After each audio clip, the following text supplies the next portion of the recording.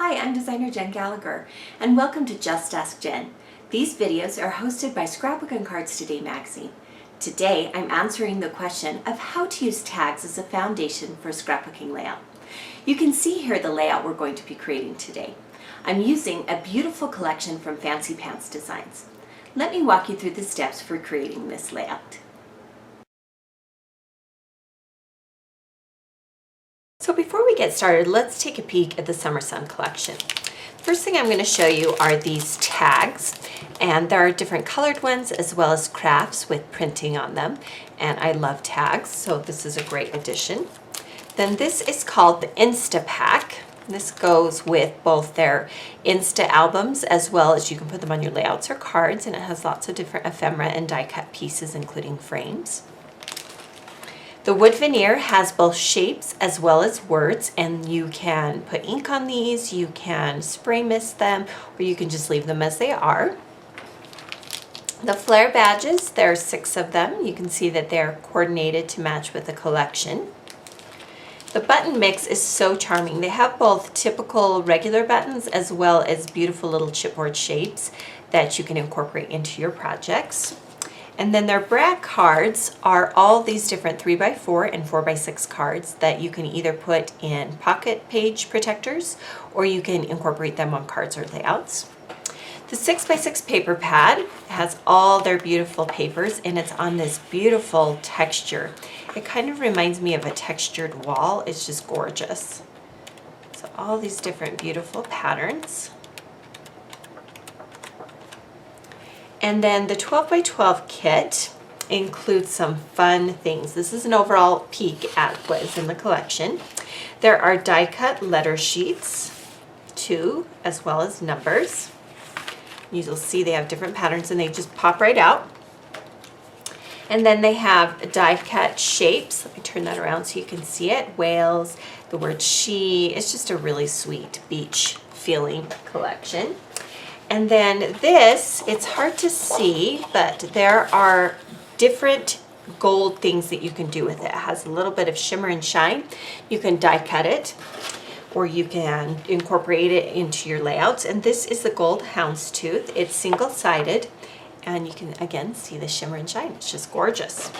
So then these are the papers that coordinate with this collection. There's a solid and this charming little bike paper, a stripe with some suns, a floral with a broad stripe, a solid blue with an anchor pattern, a solid pink. I love it when they incorporate solids because then you have everything you need. And then these beautiful triangles, a gray broad stripe with whales, a pink stripe with this gorgeous floral pattern, and then this orange solid with multicolored flip-flops. So let's go ahead and get started. So to start the tag page, we're going to start with this striped gray pattern paper. It has whales on one side. And to the bottom, we're going to take a strip from the floral pattern paper, and I'm going to add just a little scalloped edge from the solid blue paper. And I mentioned that I love it when manufacturers include solid paper in their collections, because then you don't even have to go looking for cardstock that matches. You already have paper that will work. So we're going to adhere this right on the bottom edge of this layout. And it is about 1 inch to 3/4 of an inch tall. Now to create the tag foundation of this layout, I simply opened up a bunch of the tags from the collection, and I'm going to start placing them on so we can get a feel for where everything will go. And you'll notice that I use some of the color tags, and I'm going to use some of the craft tags, and I'm not going to perfectly center my design. I might offset it just a little bit. So this is the first layer of tags, and I haven't put anything down in terms of adhesive because I want to layer a few more. First thing I want to do is I want to take this craft tag, and I'm going to place it behind this aqua tag. Now, obviously when you're using a tag on your layout, there are different ways you can place it on your layout. So when you are recreating a layout like this, just make it work for you. So on this particular tag, it's a Life is Good, it's craft, and it has this printing in white. I wanted to add one of the little elements from the Insta embellishments. They're kind of like an ephemera pack. And we're going to place that right over the top of that. And then behind it, I took a tag from the same embellishment pocket thing, and I've added a little bit of twine to it. This particular tag did not have twine, but all the other tags that are shown here already did have twine, which I love.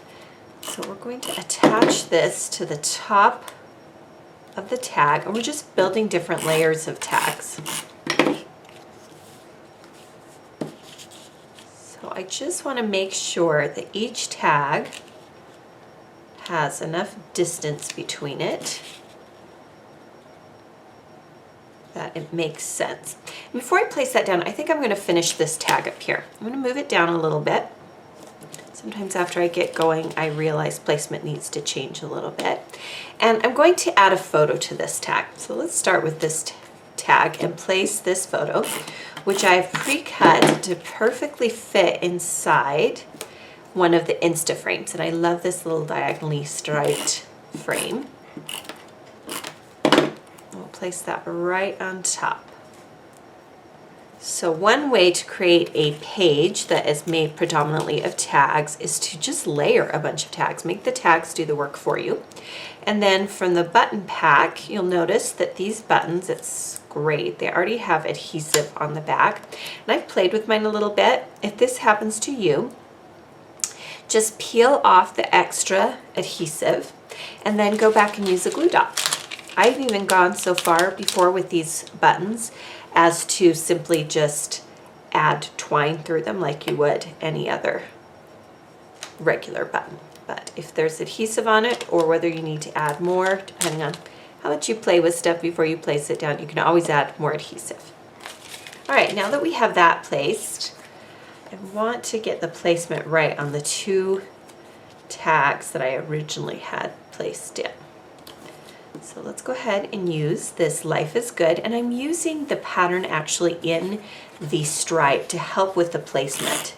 That's a great way to make sure things are aligned really well, is go ahead and actually use the line. So you can see right along that gray edge, I'm going to place this white tag.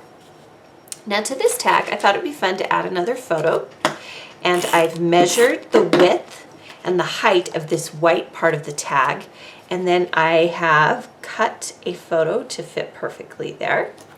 And I'm not going to re-punch the hole on this particular one. I'm going to let the twine just come up off the top of that. Then I'm going to take this charming little tag. It is pink and orange, and I love the little orange polka dots, and I like that it's a triangle shape. And I'm going to place this one horizontally across the bottom here. But I'm going to align it right along the right edge of that photo. And then in the center of that, I'm going to take the anchor, and I'm going to use a couple of glue dots to hold it in place.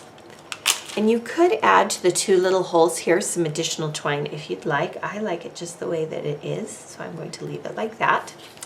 Then I have the tag that is kind of a traditional tag shape, and I thought I need a third photo. So I took a photo and I took the actual tag itself and I placed the photo right behind it. And then I used my scissors to cut the lines so that when I placed it on top, they align almost perfectly. And it's kind of an eyeball job, but it works. So again, I'm not going to punch a hole in there, because if I did, it would go through her head. So we'll just make sure that we're covering as much of the white of the tag as possible. And I'm centering the photo in those dotted lines. Once you have that down, you can place this tag on the layout. If you want to create the same look but you don't have tags, you can easily create them. You could take a strip of paper, notch the ends, punch a hole, and add string. So whether or not you actually have tags on hand or not, you can create the same great look. And then this tag will hang over here on the right. And then I'm going to place this great craft tag. This might be my favorite tag. I love the white printing on the craft tag. And we're going to overlap the first tag. And then I'm going to take a flare badge, which again has adhesive on the back, and we'll place the pineapple on the left side of the tag. And then we'll take the button and we'll just create a little visual triangle of different buttons in the flare badges. One reason why you might want to use regular adhesive as opposed to the foam is that it sticks a little bit flatter on your page. So if that's something that concerns you, by all means do it. Then I'm going to take the wood veneer shape that says Beach Babe, and very carefully we're going to add some glue dots behind it. And wood veneer is thin enough that if you're really rough with it, it will break. So do be careful.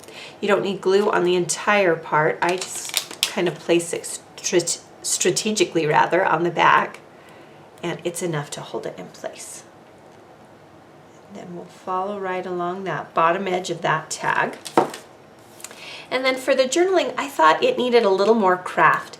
So I've printed off a bunch of little strips, and I will cut them into whatever width that I want, and then I will place them on my page. So I'll go ahead and do that, and then I'll show you what it looks like.